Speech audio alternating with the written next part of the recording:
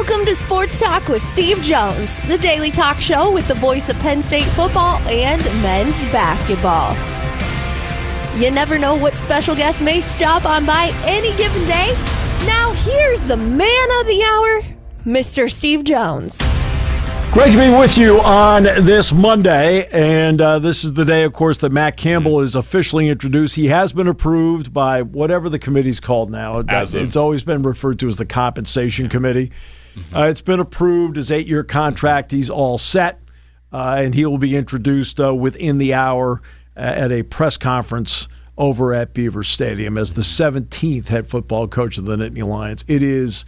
Look, when this came out, I've never talked about this. I'm not going to talk about other names, but there are 3 names I had. Actually, no, I apologize. 4 names that I had on the list the day after, right? He was one of them, all right, without question, because he has to be on anybody's list. He is somebody that has put together the type of visual resume that you sit there and say, wow, this guy can flat out coach. Now let's see what he does with resources. And I've said this how many times during the process, that whomever was able to get this job would have more resources at their fingertips than they ever have in their entire career. This is a perfect example of it. Yeah. Matt Campbell has gone at Iowa State 72-55 in his 10-year tenure over there, won 10 seasons. And this is in a conference where in Iowa, he's little brother. Iowa's number 1 in the state. Iowa State's number 2. He's now coming to Pennsylvania, where he's got more resources, is number 1 in the state, number 1 for recruiting in the region.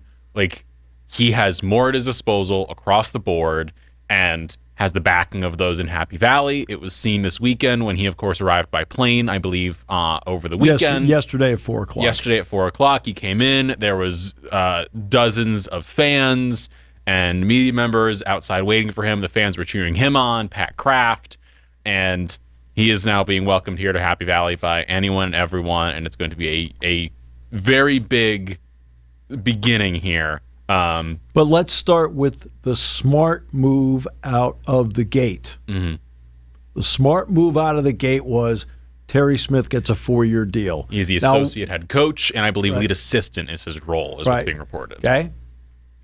Doing that right away showed a level of savviness on the part of Matt Campbell that he gets it. Yeah. Right? And Terry, of course, will be the head coach in the bowl game. Matt will not be the head coach in the bowl game. Terry is the head coach in the bowl game. It is still the 2025 season. Matt will be around. This will be a golden opportunity for him to observe, make his notes, what he thinks of the current players. He's going to be talking to them anyway because, look, the portal opens on January 2nd, and the portal goes both ways. It's not just who he brings in. It's who leaves. Right? Who leaves as well. There's a lot that goes into this, but it'll give him a golden opportunity to sit there and make notes about what he thinks of the current personnel.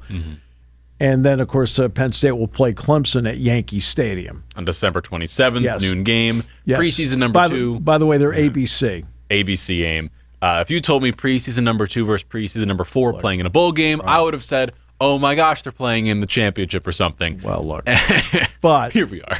But here we are. Tulane and James Madison are in. Yeah. And we'll discuss the playoffs in a little bit.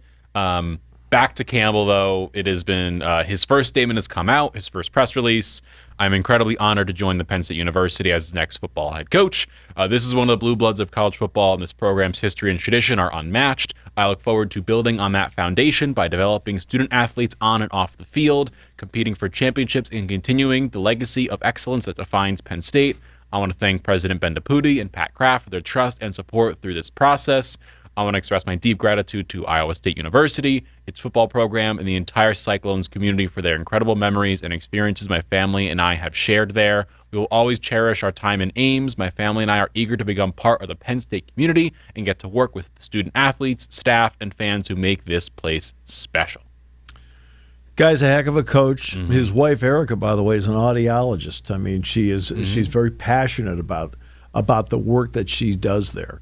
They have 4 children, 2 boys, 2 girls. And look, so I want to get into this. Matt is a very process-oriented individual. So is James Franklin, by the way. But Matt is very focused on the process. Matt is very focused on team. Okay?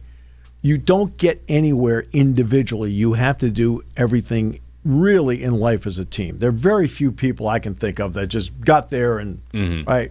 Okay? I don't care whether it's doing something like this where you and I are collaborating. We're doing this as a team. The same thing about when we do a football or basketball podcast. It's all of us together. That's a small segment, but it tells you what teamwork means as opposed to 125 players, or in Mike Rhodes' case, 13 to 15 players. Yeah. You still have to do things as a team, despite the fact that the individual is emphasized so much in this world.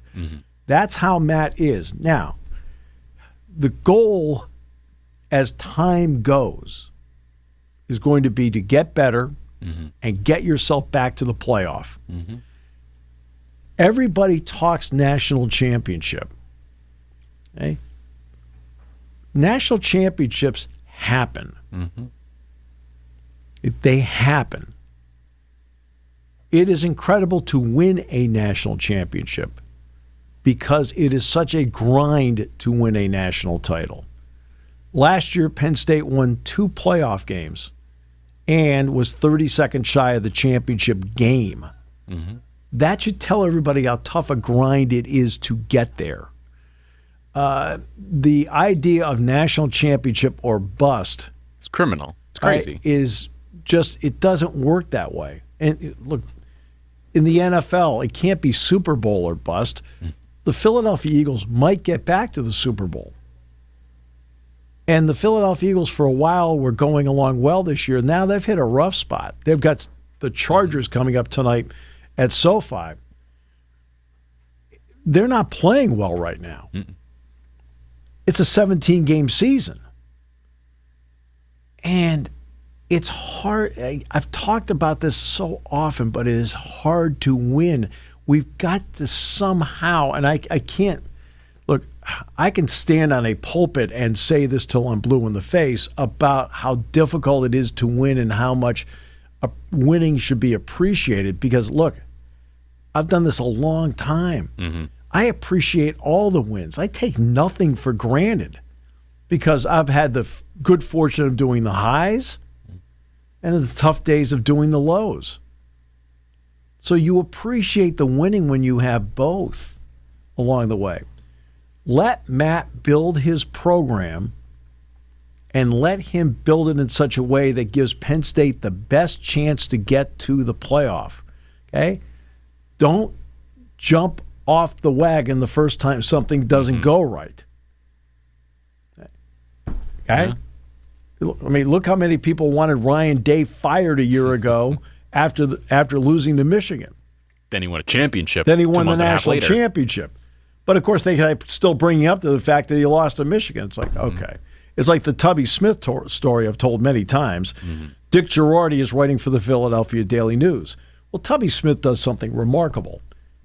Wins the national title and becomes the first African-American head coach at Kentucky. And wins the national championship at Kentucky. So Dick goes down to do a story on him.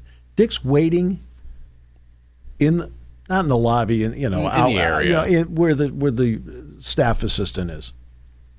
And Tubby finally emerges. He was meeting with 2 boosters. And one of them looks at him and says, "Now, Tubby, I know you won the national title, but you lost twice at Rupp last year, and that is unacceptable." Okay? See what I'm talking about here? Even in winning, there's still a complaint. Okay? Embrace winning. Embrace the process of getting there. Okay? Process, that process means time. You don't wave magic wands. Okay? Let Matt go through his process. It has worked for him. And because it has worked for him, with the resources he has, the process will be, in all likelihood, sped up. but there's still a process. There is. Right? And that's how I look at it. Yeah. And speaking of process, there was a process that I went to the last 2 seasons for Curt Cignetti at Indiana, where coming from James Madison over to Indiana has now led them to be the number 1 seed in the college football playoff, beat Ohio State, win the Big Ten tournament, and now make their way over to the college football playoff, where they are the number 1 seed. Like, if you had told me Indiana is the number 1 seed and Tulane and James Madison are in the playoffs 3 years ago, I would have laughed at you and been like, how? Right. But now they're all in the tournament. The number 1 seed is Indiana. They're at the Rose Bowl on the New Year's slate. Texas Tech is at the Orange Bowl. Georgia's the Sugar Bowl, and Ohio State has the Cotton Bowl. That is the quarterfinal round. The first round, though, number 5 Oregon against number 12 James Madison in Eugene. You have Alabama at Oklahoma. You have Tulane at Ole Miss, and then Miami at Texas A&M. Those are the games going on there. Okay, so Steve Jones, let's get into it. Okay, number 1, the Big Ten championship game was a great watch. So let's go back to Penn State played Ohio State and Indiana back-to-back. What did I say was the negative for Ohio State? It's their offensive line. Remember I said that they are a good running team, not a great running team. When Penn State played Indiana, what did I say? What the issue that they presented is how they twist up front all the time. They're not very good one-on-one against somebody, but they twist and they time their twisting up front, their stunts really well. Ohio State couldn't handle their stunts. And I was not surprised by that. What I was surprised by, I know D'Angelo Pons and Lewis Moore are 2 excellent defensive backs. The other guys, to me, are good players, but not great. Yet, they had the ability to take Smith and Tate not out of the game, but have them be less effective. And I limit their effectiveness. Right, and that's why I was surprised that Max Clare didn't get more run in the game. I thought that was the mistake Ohio State made, because when they played Rutgers, they didn't have either one of those guys, and Clare had a big game. It becomes obvious after a while that if they're doing this and taking you out, right, that I thought was the big mistake they made. Now, the missed field goal. Yeah. When he ran out to kick it, I'll be honest with you, I thought he was going to miss it.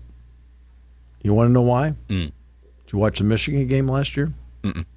Michigan game last year, he missed 2 of those. The close guys. So. Yeah. Right?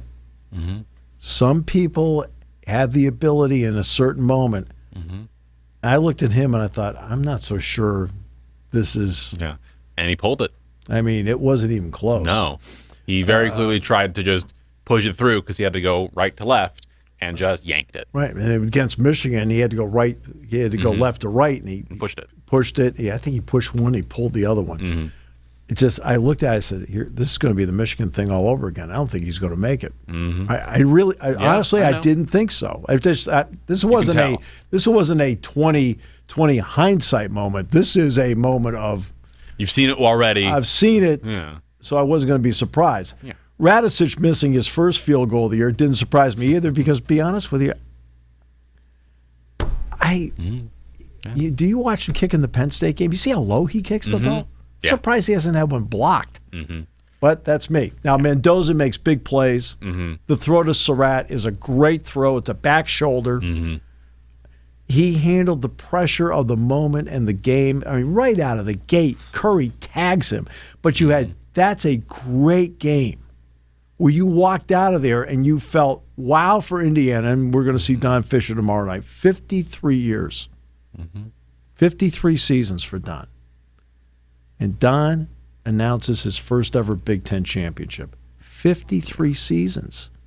Okay? I remember when they played UCLA in the Rose Bowl last year. I texted Don before the game. And I said, Don, you finally got to the Rose Bowl, enjoy it. And he says, well, he says it may not be the granddaddy of them all tonight. They're playing a night game at UCLA. He says, but it's a granddaddy for me because it's the first time he had a chance to do it. Okay? Well, now he gets to do the Rose Bowl, and it is the Rose Bowl. And the Marching 100 will be in the Tournament of Roses parade, the whole deal. It's going to be – they haven't been there since 1967 when I think Johnny Pont was the head coach. And so, I mean, it's great for them. Now, okay, that was a championship game. Yeah. I mean, that was a championship game. Right? Virginia Duke played out like a championship game, but Duke won it. I'll say this is that Manny's got a little more gray in his beard than I remember. Yeah. But I think he has more now than he did during the game. right. But they won. And part of it is the quarterback difference. I mean, their quarterback, Mentz is really terrific quarterback, and that is going to be Texas Tech's problem moving forward. I'm not big on Texas Tech's quarterback. Morton. He's okay, but he's not. He's good. He's passable, right? I mean, the freshman kid, you see the freshman kid Hammond play? Ooh, he's a good player. Yeah. But the way this played out, the 4 teams that get the byes earned it. Yes. Indiana, Ohio State, Georgia, Texas Tech. That part's fine. Yeah. Okay. Number 1, you've got to go to 16 teams. Texas is not in this conversation. But they lost 3 times. Right. But I will bring Texas into the conversation for this reason. They get penalized for playing Ohio State on the road. You get penalized for playing Ohio State on the road? Yeah. Really? You lost the game 14-7 with a guy making his 3rd career start and his first ever road start. But you get penalized for it because you didn't win the game. Okay. Ended up with 3 losses, 12-team playoff. I get that part. Okay. But don't you want to encourage those scheduling people to play a big game early in the season? I do. Yeah. I want to encourage people to play a big game early in the season. You know, remember when Auburn came in? I mean, you were still in school up in Syracuse at the time, but Auburn comes in here. It was a huge game. Right? Bo Nix is the quarterback. Crowd was going crazy. Peter King texted me. No, actually, we talked on the phone. He said to me, like Monday or Tuesday after the game, he says, Steve, I'm watching that game. He says, that's a bucket list. He says, I've got to somehow get to that someday. Right? Get to that whiteout game like that. The emotion. It was Auburn, Penn State. It was big. Right? And people want those games. They want those games. I understand why it's okay. Look, I have no problem with playing Nevada. No problem playing Florida International. You got 3 of those there. To me, as the time goes, I'd like to see more a game scheduled. But if you're going to penalize you for it, why should you? Why should you schedule that if you're going to be penalized for it? In 2016, I've gone back to this many times, but I'll go back to it again. Okay? Washington's non-conference schedule in 2016 was Portland State, Idaho, and Rutgers. Right? Yeah. Right? And as expected, they went through it, and they ended up losing 1 game all year, and they're like, well, they lost 1 game. They're one of the final 4 teams. Now, Penn State's playing better down the stretch than they are. They won 9 games in a row. Right? Won 9 games in a row. Beat Ohio State, beat Wisconsin. I mean, won 9 games in a row. Okay? And they're over there playing Portland State, Idaho, and Rutgers for their non-conference schedule, and they got away with it. Right? What's your standard? So the non-conference part bothers me. When Texas, and I'm not here to but they're a good example. Yeah. They go out and put themselves out there, and they play Ohio State. Okay, on the road. Don't win. Got penalized for it. Now, they wouldn't have been penalized as much if they had not lost to Florida. I understand that. I understand that. But it's also a long season. Now let's get to the Notre Dame part. Which Miami over Notre Dame. Let's start with the Miami over Notre Dame part. They played. Yeah. Miami won. They have the same record. So Miami being seeded higher than Notre Dame, no issue. Notre Dame being out of this is an issue, and the big issue to me is the clowning around with the 5 conference champion things. I'm sorry. It's adorable that you want to have a group of 5 team in there. That's adorable. Let's give the little guy a chance. Okay, wonderful. Okay? Like, Liberty's going to play Oregon in the Fiesta Bowl. Low ratings and a blowout. Okay? Like last year, Boise State got in. Good team, great running back. Best running back in the country last year. Yeah. Right? Penn State takes them apart. Okay? Wins the game. Okay? Boise. But now you got James Madison at Oregon. They're going to be a 20-plus point underdog. Right? Tulane has already been blown out by Ole Miss. You've got 2 rematches in the opening round. You've got Oklahoma hosting Alabama, and you've got Tulane playing Ole Miss. So you've got 2 rematches in the opening round. Really? That makes no sense to me. James Madison is a 21-point underdog. Tulane is a 17-point underdog. This is the playoffs. This is the play. Okay, it's 136 teams. It's down to 12. You've got double-digit underdogs. I realize they're playing on the road. That part I've got. But this is a playoff. That tells you right now that the people that put this stuff together don't think they're playoff-worthy teams. Right? If it were like 5 to 8 points, okay, I got it. Now you're like, hey, home field comes into play. Well, that's where we're sitting with Miami versus Texas A&M. A&M is a 4-point underdog. They're at, or a 4-point favorite. They're at home. Right. Alabama, 1.5-point underdog on the road. Right. But again, it's a playoff, so that's what you expect. Cool. This is, see, my argument is about the 5 conference champions. Yeah. All right. Now, if you go to 16 and you have 11 at-larges, okay, I'll buy the 5 conference champions. I will. Yeah. I'll buy it. Because it doesn't cheapen the playoff the way this does. And I'm sorry to all the great people at James Madison. I'm sorry to all the great people at Tulane. But those are going to have a chance to be 2 non-competitive games on the road. And you're just going to sit there and go, okay. I mean, you notice ESPN didn't pick up either one of those games. They let TNT take those games. Yeah. May I ask you a question? What was the reasoning for waiting until now to flip Miami above Notre Dame and BYU? They have nothing changed on either schedule. Nothing changed. The only change was BYU lost. That's right. But as we had been told, no one's going to get penalized for losing a game. Well, spoiler, it seems like Miami got bumped for doing nothing.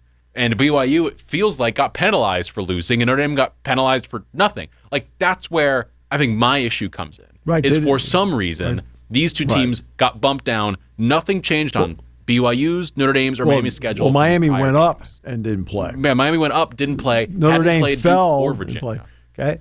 And didn't play either team. No. And not only that, but let's be straight about Alabama for a moment. The last month of the season, they didn't play well. Bad. I mean, they did not play well the last month of the season.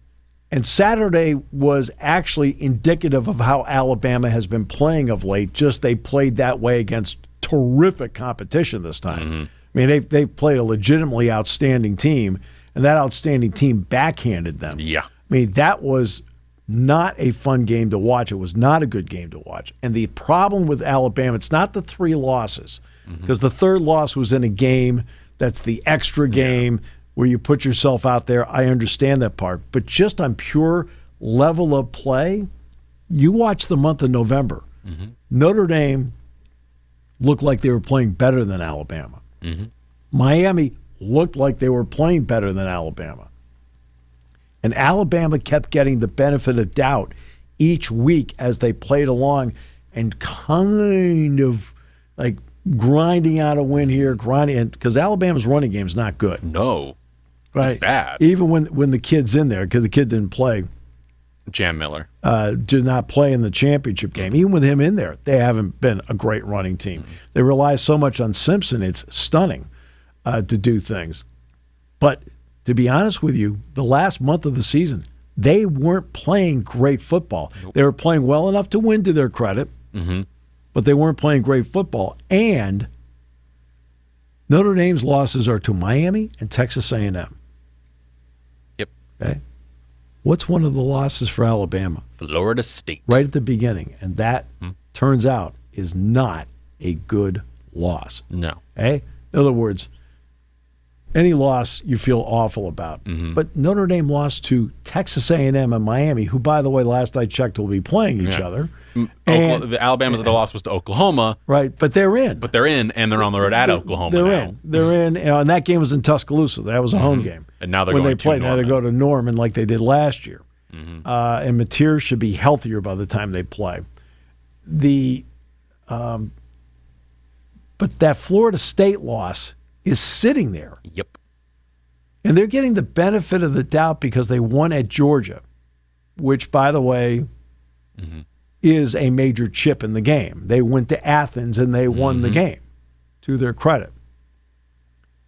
But you cannot convince me. Again, the problem is that Tulane, James Madison, one of the two is taking up a spot. We do have a recommendation from a listener who said they should play a buy-in game, basically, and the winner gets in. Like the tournament, the basketball tournament, where you got two 11s Tulane, playing. James Madison? Yeah, where they play basically one game to get in for the last spot. But that I still feel weird about because they're playing an extra game and then injuries and it's just a weird. Excellent concept. But in excellent practice, concept. In basketball, you can do that because, look, it happens all the time. You come right back and play another game the next day. You do that in tournaments all the time. In football, you need recovery time. Yes. Which is why the 16-team playoff makes sense with the 5 conference champions. Now with 16, and you don't and you can do it in such a way where in the opening weekend you have 7 games, and the top 2 teams get byes. Yeah, you can do that. Okay, 7 games, top 2 teams get byes, and then at that point. He talks about Tulane and James Madison matching up. Match them up against each other. Yeah. Go ahead. Right? You can match them up against each other in a game like that. That's fine. One team gets through. You could do that in a 16-team playoff. Why not? Yeah. When we get back from Indiana, where you and I are going to be for the next 2 days, we're going to talk a little bit about the, news that Notre Dame is guaranteed a spot. We'll discuss that. We'll discuss the rest of the bowl game slate. And, of course, if we find any more Penn State news about who's going to join Matt Campbell's staff, we'll discuss that because in the coming days, I assume we'll start finding out more people joining his cast. And Penn State is scheduled to practice this week, today, Wednesday, Friday, Saturday. That's the schedule this week. It is a big week, and we are on the road for Penn State men's basketball against Indiana tomorrow night, yes, sir. 8:30 p.m. Thank you for listening to Sports Talk with Steve Jones, a 7 Mountain Media production. Come back at 11 every weekday for analysis of the latest happening in the sports landscape. From college football to European soccer, Steve and Kyle cover it all on Sports Talk with Steve Jones.